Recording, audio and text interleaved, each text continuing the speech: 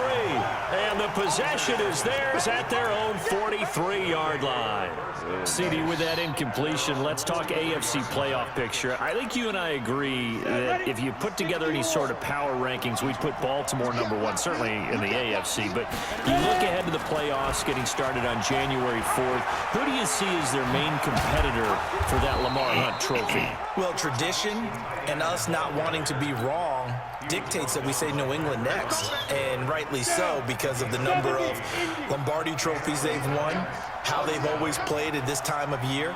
But the bottom line to me is the prime contenders right now for Baltimore, Kansas City. Patrick Mahomes has got it together, and the defense is playing better. And Buffalo really showed me something when they beat Pittsburgh in Pittsburgh on a Sunday night in Week 15. They'll run it again with Barkley. And he's going to get it down to the 33-yard line here. 2 yards, good enough for a first. Not too many more ideal situations in 2nd and 2 in order to try and pick up a first down. They ran it and picked it up. Jones now throwing on first down. They'll complete this to Ingram, his tight end. The completion good for 3, and it's 2nd down.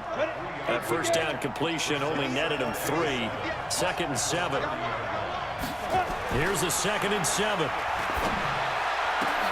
Into a double team, and it's intercepted. Picked off by the Pro Bowler, Marcus Peters. And he'll be stopped shy of the 15 at the 14-yard line on the return. And with that incompletion, you know, Charles, one of the big storylines in the final few weeks of the season lies in the AFC South. Tennessee and Houston battling back and forth. Houston won round 1, Week 15, a victory in Nashville. But which of those two teams do you think has the potential to go deeper in the playoffs? Well, Tennessee just lost at home to Houston, and now we'll have to go on the road to play them again in Week 17. So I would say, on the surface, you would think Houston. They have the quarterback as well in Deshaun Watson that scares everyone. But I'm picking Tennessee as the team that could go deeper because of their defense. That's really a top 5 defense on any given Sunday. Their ability to rush the passer, their ability to play the ball in the air. I like that Tennessee team, and I think Ryan Tannehill, the switch to him at quarterback, has really energized that club. Mike, 55. Check, 55, Mike. To throw on 2nd and 6. Jackson. That's caught by the former Sooner, Mark Andrews. And they're going to get this beyond the 40 before he's taken down. That one covers 24 yards. It's a first down. On 1st and 10, it's Jackson. Roberts got it. And he'll get it out a couple yards shy of midfield at the 48. 6 yards was the pickup on the last completion, so here's 2nd and 4. Now it's Jackson. He's got his man. It's Andrews. And he takes this one down almost all the way to the 30. And they're going to have another first down as the tackle's made at the Giants' 31-yard line. They'll throw on first down with Jackson. And he is into the end zone for a Baltimore touchdown. Mark Andrews, 31 yards, as the Ravens push further out in front. Now Tucker to add the PAT. And with that, the lead is up to 8.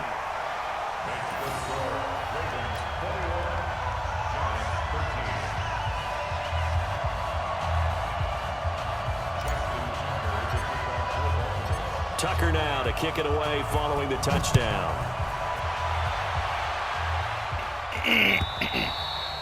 And they will not get a chance to return this one as it's through the end zone for a touchback.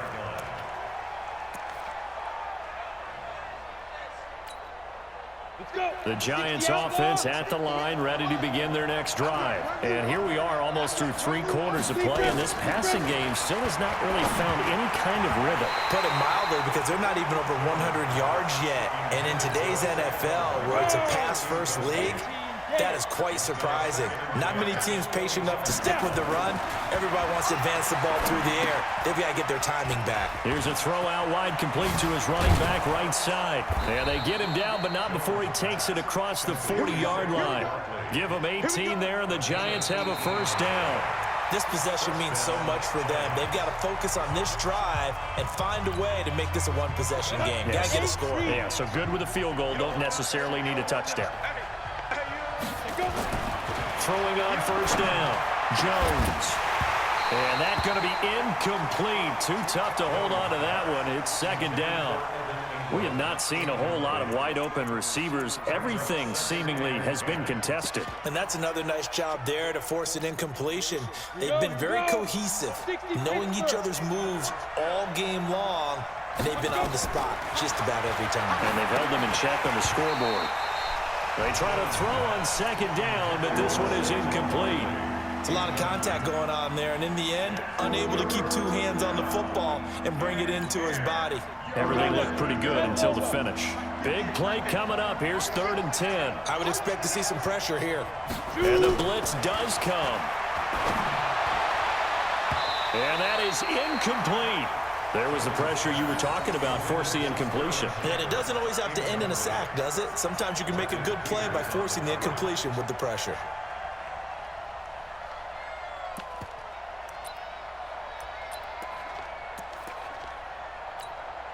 Here's Riley Dixon now. And surprisingly, this is the first punt of the game for either team.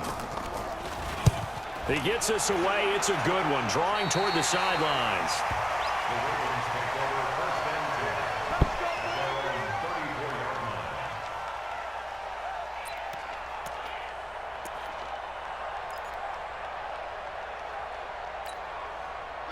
The Raven offense set at the line for this next drive. They're holding on right now to that slim advantage in a one-score game. And you hear a lot about a 2-minute offense and 4-minute offense. Obviously, the 4-minute offense applies here. How do they run that effectively? Yeah, really what the 4-minute offense is you're just trying to grind the clock. So you want consistent gains, steady gains. Doesn't have to be big plays, but it has to be plays that gets first downs and keeps the ball away from your opponent. But certainly throwing the ball is in the mix here. It certainly is. Just make sure that you're careful with it.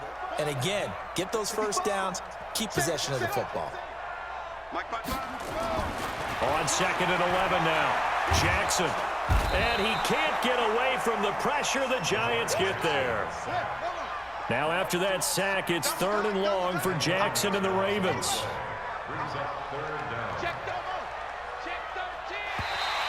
Now contact up front as penalty markers come in. Who is this against? A little eager there coming in from his outside linebacker position. You think the hard count got him there? Yes. Maybe that extra, that extra emphasis on it got him to jump, and they picked up 5 yards. And the penalty helps, but not a whole lot. It's still 3rd and long.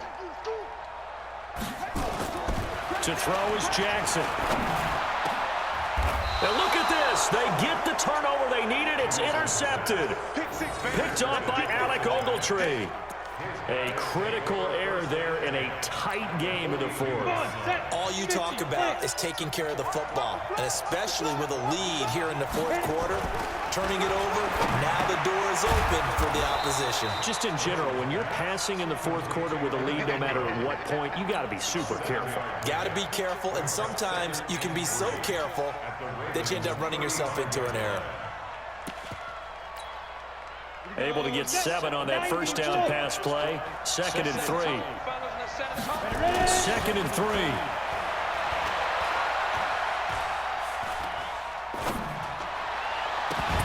And this one incomplete. Too much contact to hold on to that one, and it's 3rd down. Even without a ton of pressure in his face, it just shows how difficult it is to pick apart his own defense. Those guys are sitting back, and they're not playing receivers as much as they're playing the eyes of the quarterback and when he delivers the ball.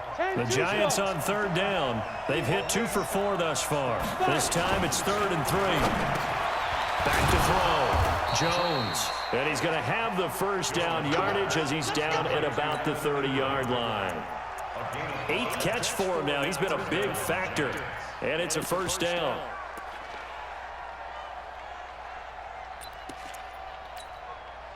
So signs of life in what's been a dormant offense in this second half. Here's 1st and 10. Looking to throw. Jones. They'll try and set up the screen. It's complete. And some room to roam now. And he will take it on in for a Giant touchdown. Saquon Barkley. 30 yards, as they now sit just a 2-point conversion away from tying this game up in the fourth quarter.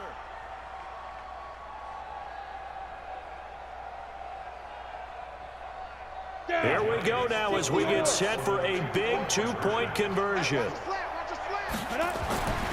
They'll stick with the passing game as he looks to throw. And this one incomplete. So they went for the 2. They don't get it. So down only 2 now. Still a chance to finagle their way into field goal range if they can get this onside kick. And this one travels out of bounds. So unsuccessful there on the onside kick try.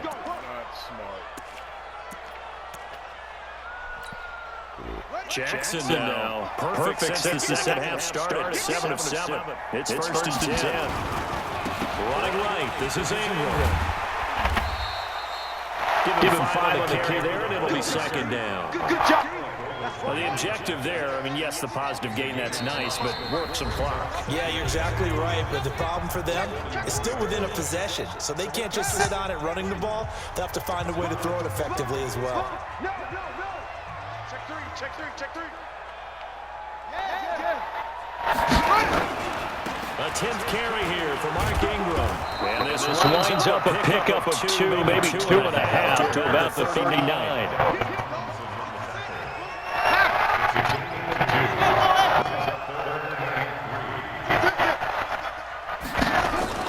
Here's Jackson. And the throw going to be incomplete. You can tell they were hoping for a flag offensively. Several on the sideline motioning. Hey, why not a penalty? What did you see? Yeah, I think you've got to let them play. And the officials are instructed. If there's contact coming from both sides, no flag. Let them fight it out. And forces 4th down. And here's a big one now. Try to hold this lead. They're going to go for here on 4th down.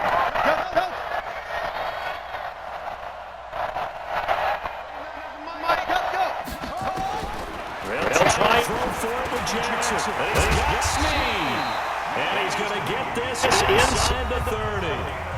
The Giants going to go ahead and use the first of their timeouts. And they'll be disappointed to have to burn one there after giving up the first down.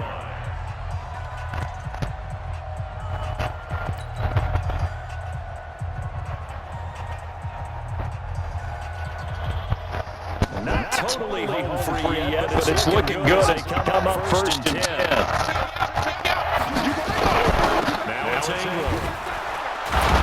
I think this defense knew what was coming as he is smothered behind the line.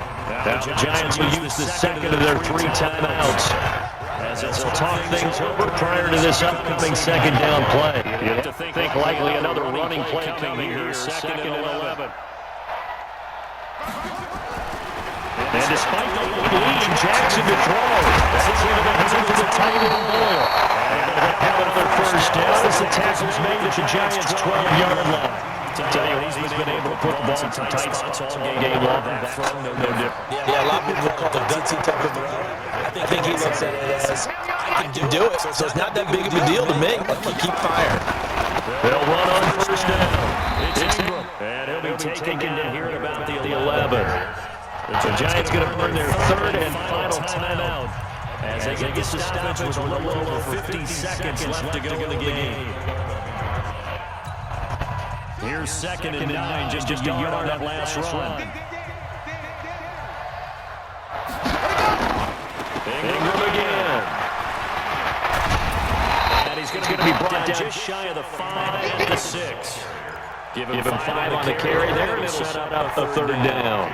Despite the blitzers, they will pick up a nice gain. The disadvantage of blitzing often alters the normal spacing and run fit and leaves creases like they were going to split right there.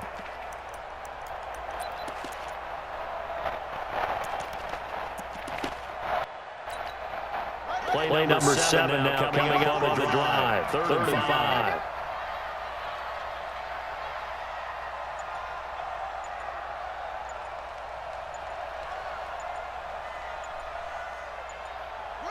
Down to a knee goes Jackson, and that should seal it.